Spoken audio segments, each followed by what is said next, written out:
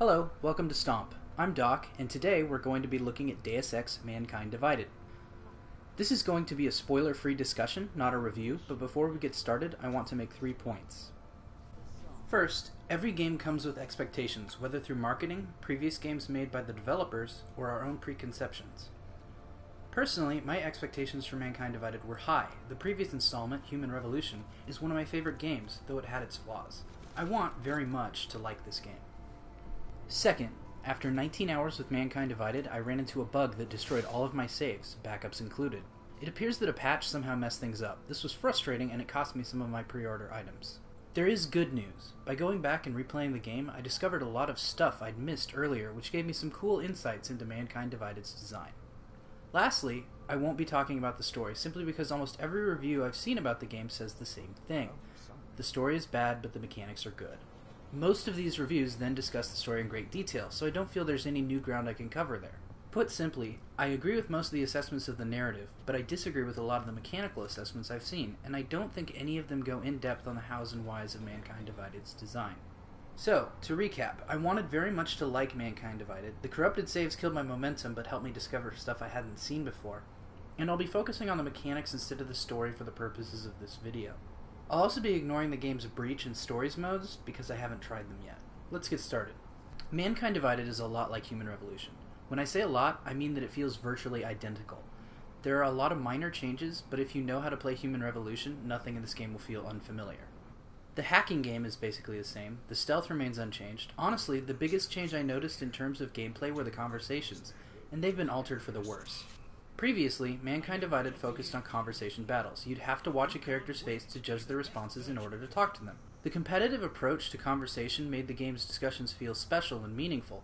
In a BioWare game, for instance, a conversation is really just a way to browse through a character's personal encyclopedia of data. In Human Revolution, a conversation was an extension of your ability to interact with the world itself, just like traveling through poisonous gas clouds, hacking computers, or crawling through vents. Conversations meant talking people out of killing hostages, threatening people into giving you information, and so on. Few modern games have conversations so in-depth. Mankind Divided, disappointingly, invokes the less interesting BioWare-style approach to conversations. No more conversation battles, just human encyclopedias. It's a strange step backwards from its predecessor. Talking to another person is boring at the basic level.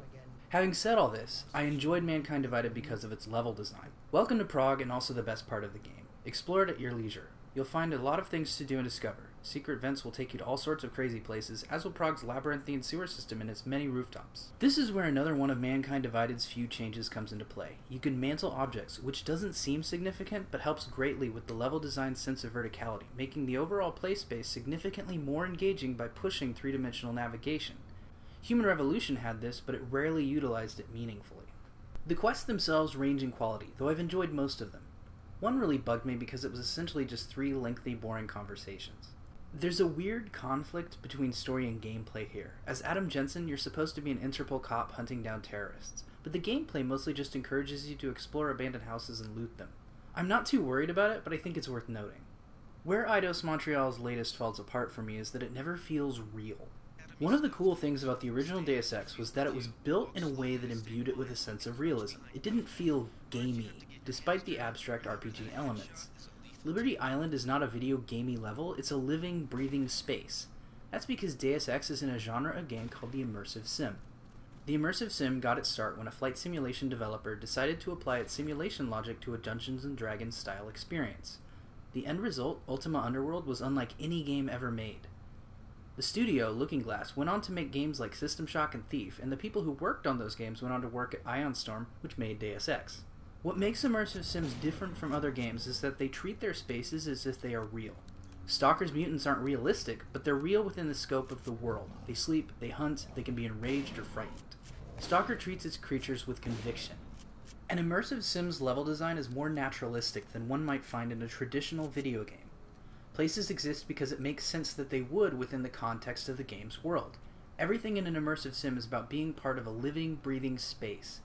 In an Immersive Sim, you, the player, can do what you think you should be able to do. So what does this have to do with Mankind Divided? Well, a lot of people get Immersive Sims wrong, and I think Mankind Divided does as well. Many people look at Immersive Sims and try to break them down to their components. They'll tell you that Immersive Sims are heavily focused games, for instance.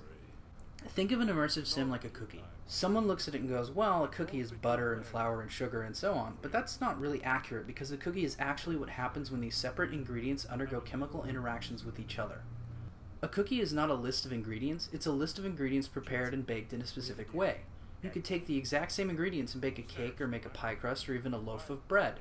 It's how the ingredients work together that makes the cookie. Likewise, it's how the mechanics and systems work together that makes the immersive sim. I'm not here to tell you that Deus Ex Mankind Divided is bad because I don't think it's bad, but I do think that the fourth Deus Ex game should have been a cookie instead of bread. Alright, so that's the theory.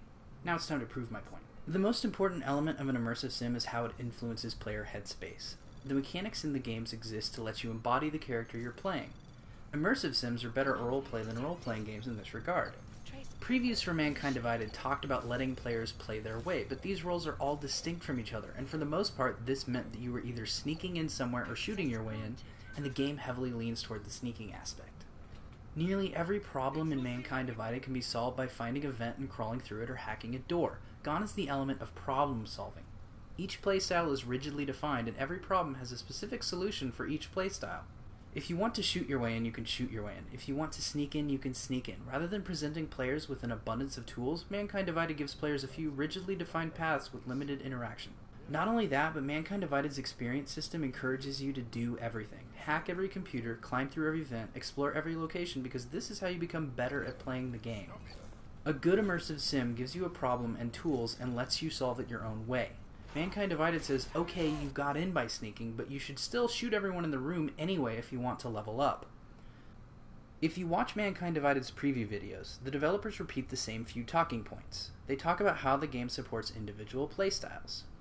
If you listen to former Looking Glass and Ion Storm developers talking about their games, you'll hear the same sentiment, but the end result is radically different. Deus Ex, Thief, System Shock, Stalker, and similar games are beautiful because of the way they allow for stories to emerge from the confluence of mechanics and player choice. Mankind Divided's player choice means that you might choose to crawl through a vent to get into a locked room, or you may choose to shoot a guard and use his passkey to get into the same room. Stories rarely emerge from its mechanics because its mechanics are too rigid to allow them to do so. Even worse, Mankind Divided's developers talked a big game about supporting multiple playstyles, but that's not entirely accurate. The game awards you more points for playing stealthily and non-lethally than lethally and non-stealthily. You can't play the way you want without the game docking you points. Contrast that with Kieran Gillen's famous Rewind review for Deus Ex back in PC Gamer issue 87. He describes something like 6 different ways to tackle the same objective and why this is an important thing. Deus Ex won't punish you for playing any of those ways. Mankind Divided will.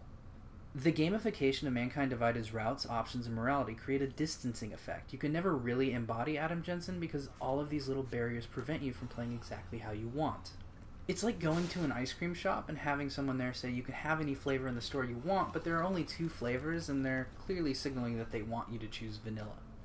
Then there's another major problem, which is how the world and the AI work together. Turn invisible right in front of a guy, hack a computer, and then turn visible again, and he won't freak out even if he's supposed to be guarding the computer. Accidentally upset an NPC and the police will in no uncertain terms attempt to kill you. They'll massacre civilians if they have to. All you have to do is hide, wait for a timer to cool down, and act as if nothing happened.